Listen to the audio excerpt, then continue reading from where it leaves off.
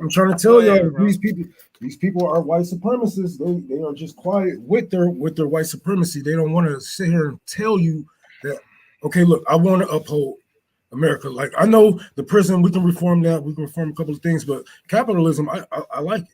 They don't want to say that out loud. They have no intention on actually having a revolution or even speaking on it. Because shit, you know, if I was in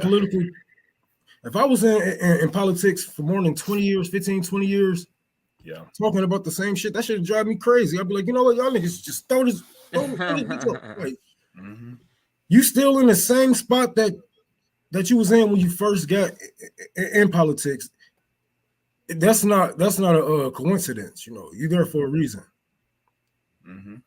Absolutely.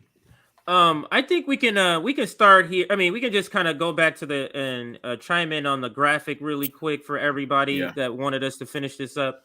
I'll just kind of go through, and then I'll let all of you. We can all kind of go through. So Jordan Sheridan, let's take Jordan Sheridan and David Sirota together, and because they're together, let's do Ryan too, because they're classified together because they're all reporters or quote unquote journalists. And the reason I thought they should be on this, the lost whites of media, is because of it's the same reason. It's just that they're using their journalism as I'm down for the cause. They're using that. Now, they're using it in a different way. Like Ryan Grimm is using it to literally sell lies. He's literally trying to sell lies. He's more of the establishment.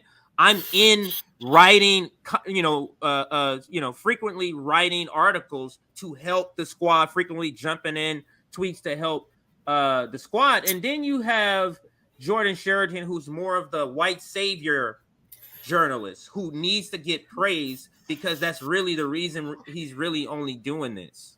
Because there's a lot more that a person in this position can do for the people he's reporting on if he was a person that really cared, in my opinion, about those people. And then you have David Sirota, who plays, to me, the most sneakiest role. And that's the role of, I'm uncovering all of what Democrats is doing, these scumbags. Look at them, this, receipts. And then right before November 8th, or whenever the election is, he opens the trap door to the Democrats at your doorstep. You get what I'm saying? It's like, to me, that's why I bunch them together. But to me, if you're staying with the Democratic Party after all of what's happening and you're a journalist and you're still sort of writing your journalism and geared to say, give them a good light, to me, that now makes you like you're passe. That's why I say this movie is bullshit. Like it makes no sense. Okay. To have all of this information, you know what I'm saying, and to even share it with other people, you know what I'm saying, awakening people, we should say, and don't do anything with that power. You're just like, the government is bad, but don't overthrow it. They trying to kill you. They are neglecting you. They're neglecting climate change, but don't overthrow it. That's just crazy talk. Yes, we have more people locked up in the world than any other country.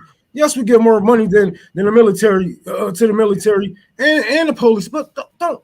Like, what the hell is you doing, man? Like, it's either a cash grab or some CIA shit. Because ain't no way you got all that information and you just like you're telling the people not to revolt. That's what it should. The end of your movie should have been people overthrowing America. Okay. To the scientists. I got something for y'all. Here's some of these guys right here. Some popcorn. I hate popcorn. Oh my God. Oh, this popcorn sucks so much. Yo, don't eat this popcorn. But we have nothing else to eat. But I can't stand this popcorn. It's too salty. It's too crunchy. It's too chewy. But what else do? We have nothing else but to eat this popcorn. And then we come over with a bowl of grapes. Why not some grapes? No, this is all we got, man. You know, the grapes, they got liquid in it. It's going to make me pee. I'm sorry. No, I can't. What are you doing? The problem is, guess what? They're saying that they don't want the popcorn but yet they keep chewing on it. It's like David Sirota keeps going, this popcorn is horrible. Don't eat this popcorn. And yet he still keeps eating it. And we're like, okay, why don't you just get the grapes that we're trying to offer you over there? Yeah, they may not look that great, but guess what? They're good. They're healthier for you. No, we can't do that. We got to keep eating the popcorn, even though I hate the popcorn. It's like, do you actually hate the popcorn, David? Or are you just trying to tell us you hate it just so that it's almost like a reverse psychology. I hate the popcorn, so you guys shouldn't eat it. Well, what it does, it gains trust. What he's doing, Marianne Williamson does this too. It gains trust to pretend to be doing all and saying, "Oh, I'm doing this, I'm doing this." It gains trust because then people will go, "I trust him." And if he's saying at this juncture, yeah, the Democrats are terrible, but we should vote for them, then that's what I'm going to do. It's all about gaining trust so you can wheel some people in. You can't get everybody. Go ahead, Ron. You're not wrong, because I seen people say that exact shit on Twitter. Like, you think he's a bad guy, and look at all these people he called out. He called out the Democratic Party. We can work with them and hold them accountable type shit. Like, no, it doesn't work like that. I'm sorry. I know y'all wish it was, but it's not like that. You cannot work with these politicians and hold them accountable, because the politician, come on, man. What are y'all doing to actually hold politicians accountable? Expose them on Twitter, ratio them? Like, what are you doing? Yeah. Are you actually exposing their war crimes? Are you actually whistleblowing some shit that nobody know? How are you exposing them? How are you holding them accountable? In what way? Do they fear you? If they feared you, if they feared the proletarian, they would have gave us health care. During the pandemic, they would have gave us housing. If they feared us, if we was actually holding them accountable, if y'all was doing your motherfucking job, we wouldn't be in the spot that we are in today. Yeah. Hey, Rome, I'm gonna say something, and I know you and CJ are gonna agree, but I'm gonna say something, and some people they haven't heard it this way before. Just because you criticize or call somebody out doesn't mean you're still not loyal to them. Look at husbands and wives and cousins and whatever the fuck relationship over there.